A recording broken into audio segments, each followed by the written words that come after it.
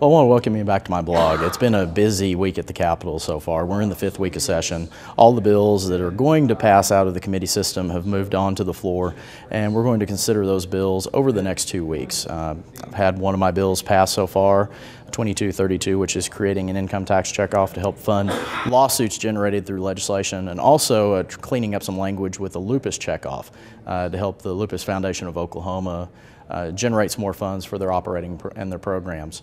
We've had several bills that have gone through the system and a few that were held up that I want to talk about. Speaker Shannon had a bill, House Bill 1917, that was going to require state agencies to submit a proposed budget based on a cut with federal dollars. So in case of a doomsday scenario, as Speaker Shannon put it, where we lose federal funds, they need to prepare a budget with 25% less of the federal expected funds. I feel this is a good thing just so we can prepare for a worst case scenario with sequestration of what we've seen at the federal level and the potential cuts that we could face on our agencies, because we just need to be prepared.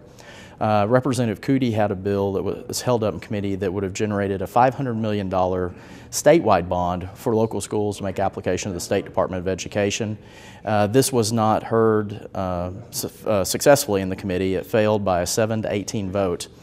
There were a lot of concerns with the amount of the budget, the ability of the State Department of Education to hand out grants with no oversight on which schools would qualify.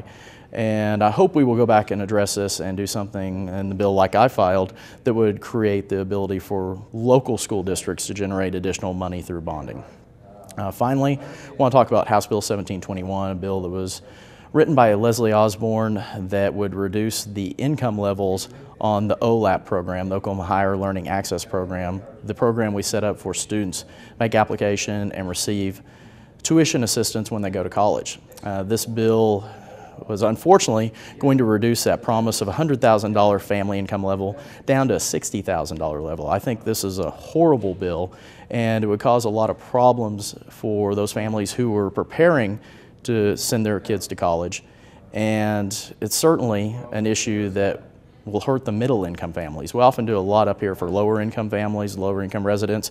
We finally had a program that was going to help middle income families, and the leadership decided to reduce that level down. So I worry about the opportunity for college educated students to go out into the workforce and the message we're sending. So I hope that bill will be held up in the Senate, or the governor will veto it if it should move that far. But I'm certainly going to keep working against that, and I'm going to keep trying to do the best job I can up here representing your views. And if you have any questions, concerns, drop me an email or give me a call at the office, and look forward to hearing from all of you. And thank you again for watching this blog. Have a great day.